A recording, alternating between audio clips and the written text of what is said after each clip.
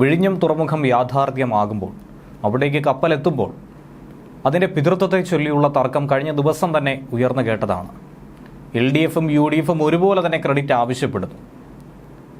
എന്നാൽ അപ്രതീക്ഷിതമായി speaker AN Shamseer തന്നെ ആ ഒരു സ്മരണ ഉമ്മൻചാണ്ടിക്ക് കൈമാറുകയാണ്. ഈ ചരിത്ര നിമിഷം സാക്ഷാത്കരിക്കുമ്പോൾ ഉമ്മൻചാണ്ടിയെ ഓർക്കാതെ അദ്ദേഹത്തിൻ്റെ ആത്മസമർപ്പണം വിസ്മരിക്കാൻ കഴിയില്ല എന്നാണ് സ്പീക്കറുടെ വാക്കുകൾ.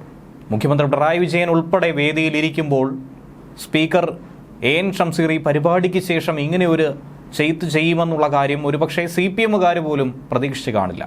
പ്രത്യേകിച്ച് പറയുകയാണെങ്കിൽ VS അച്യുതാനന്ദൻ്റെ പേര് പോലും എടുത്തു പറയാൻ മുഖ്യമന്ത്രി പിണറായി വിജയൻ തയ്യാറാകാത്ത സാഹചര്യത്തിൽ ഉമ്മൻചാണ്ടിയെക്കുറിച്ച് ഇത്രയധികം പുകഴ്ത്തിയ ഒരു പോസ്റ്റ് പങ്കുവയ്ക്കാൻ ഷംസീർ തയ്യാറായിരിക്കുന്നത് തന്നെയാണ് പിണറായി വിജയനെ ഞെട്ടിച്ചിരിക്കുന്നത്.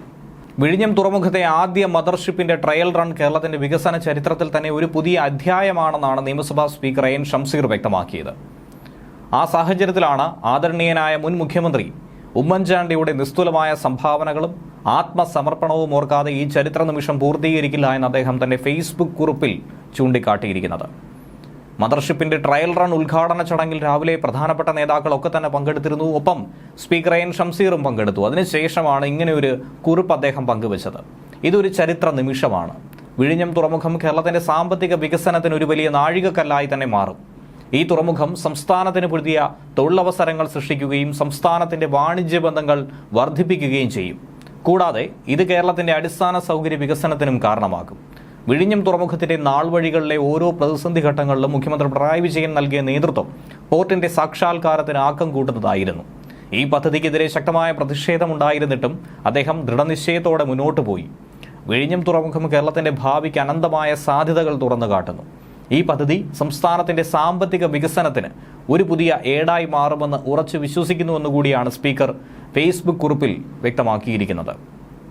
അതേസമയം ഇന്ന് നടന്ന ഉദ്ഘാടന ചടങ്ങിൽ ആ ചടങ്ങിനിടയിലുണ്ടായ പ്രസംഗത്തിൽ മുൻ മുഖ്യമന്ത്രിമാരായിട്ടുള്ള ഉമ്മൻചാണ്ടിയെയോ അല്ലെങ്കിൽ VS അച്യുതാനന്ദനെയോ പരാമർശിക്കാനായി പിണറായി വിജയൻ തയ്യാറായില്ല എന്നുള്ളതും ശ്രദ്ധേയമായ ഒരു വിഷയം. തുറമുഖത്തിന്റെ ക്രെഡിറ്റിനെ ചൊല്ലി വലിയ തമ്മിലടി മുന്നണികൾ തമ്മിൽ നടത്തുമ്പോഴാണ് പദ്ധതിക്ക് കരാർ ഒപ്പിട്ട മുൻ മുഖ്യമന്ത്രി കൂടിയായിട്ടുള്ള ഉമ്മൻചാണ്ടിയെ പിണറായി വിജയൻ പൂർണ്ണമായും മറന്നത്. ഉമ്മൻചാണ്ടി സർക്കാരിൻ്റെ കാലത്താണ് വിഴിഞ്ഞം കല്ലിടലും ഒപ്പിടലും ഒക്കെ തന്നെ സംഭവിച്ചത്. അതിനെക്കുറിച്ചൊന്നും പ്രസംഗത്തിൽ എവിടെയും പരാമർശിക്കാൻ മുഖ്യമന്ത്രി തയ്യാറായില്ല. പദ്ധതിയുടെ ചരിത്രത്തെക്കുറിച്ച് എടുത്തു പറഞ്ഞപ്പോൾ പോലും ഇടത് സർക്കാരുകൾ അതിൽ LDF സർക്കാർ അതിന് എന്തൊക്കെ സംഭാവനകൾ ചെയ്തുവെന്നും തങ്ങളുടെ ഭാഗത്ത് എന്തൊക്കെ മികവുണ്ടായിരുന്നുവെന്ന് കൂടിയാണ് അദ്ദേഹം പുകഴ്ത്തിയത്. എന്നിട്ട് പോലും അന്നത്തെ മുഖ്യമന്ത്രിയായിരുന്ന VS അച്യുതാനന്ദൻ്റെ പേര് പോലും പരാമർശിക്കാൻ തയ്യാറായില്ല എന്നുള്ളതാണ് അദ്ദേഹത്തിന് ഇപ്പോഴത്തെ വാശിയും വൈരാഗ്യവും ഒക്കെ മനസ്സിലുണ്ട് എന്നുള്ളത് സൂചിപ്പിക്കുന്നത്. എന്നാൽ അദാനി ഗ്രൂപ്പിന്റെ സഹകരണത്തിനടക്കം നന്ദി മുഖ്യമന്ത്രി എടുത്തു പറഞ്ഞു. ഒപ്പം മുൻ ഇടതുപക്ഷ മന്ത്രിമാരായിട്ടുള്ള അഹമ്മദ് ദേവർഗോവിനെയും കടന്നപ്പള്ളിയെയും ഒക്കെ പ്രത്യേകം പേര് പറഞ്ഞ് അഭിനന്ദിച്ചു. തുറമുഖത്തിന് വേണ്ടി അർപ്പണബോധത്തോടെ അഹമ്മദ് ദേവർഗോവിൽ പ്രവർത്തിച്ചു എന്നാണ് മുഖ്യമന്ത്രി പറഞ്ഞത്. 2015 വിഴിഞ്ഞം വിഷയത്തിൽ ഇടതുമുന്നണി പലതരത്തിലുള്ള എതിർപ്പുകൾ ഉയർത്തിയ സംഭവത്തെ പോലും ന്യായീകരിക്കാനും മുഖ്യമന്ത്രി ആ അവസരം പാഴാക്കിയില്ല. അഴിമതിക്കോ ചൂഷണത്തിനോ ഉള്ള വഴിയായി വിഴിഞ്ഞം മാറരുത് എന്നുള്ള നിലപാട് മാത്രമായിരുന്നു അന്ന് LDFനുണ്ടായിരുന്നതെന്നാണ് മുഖ്യമന്ത്രി വിശദീകരിക്കുന്നത്.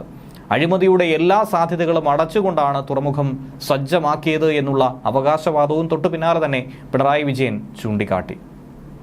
LDF സർക്കാരാണ് വിഴിഞ്ഞം തുറമുഖ അനുമതിക്ക് വേണ്ടി ആദ്യം ശ്രമിച്ചതെന്നും മുഖ്യമന്ത്രിയുടെ വാദം. 2007 വിഴിഞ്ഞം ഇന്റർനാഷണൽ സീപോർട്ടിനെ നോഡൽ ഏജൻസിയാക്കി. 2010 ടെൻഡർ നടപടികൾക്കായി ശ്രമിച്ചു. അപ്പോൾ ചൈനീസ് കമ്പനി എന്ന് പറഞ്ഞ് ചിലർ ആക്ഷേപമുയർത്തി. അന്ന് മൻമോഹൻ സിംഗ് സർക്കാരായിരുന്നു വിഴിഞ്ഞത്തെ ഈ പോർട്ടിന് അനുമതി നിഷേധിച്ചതുപോലും. 212 ദിവസം നീണ്ട ജനകീയ സമരം LDF നടത്താൻ തയ്യാറായി. 2013 പിന്നീട് വീണ്ടും പദ്ധതി വരുന്നു. ഒറ്റക്കെട്ടായി നമ്മളൊക്കെ പരിശ്രമിച്ചതിൻ്റെ ഫലമാണ് ഈ ദിനമെന്നും അദ്ദേഹം ചൂണ്ടിക്കാട്ടി.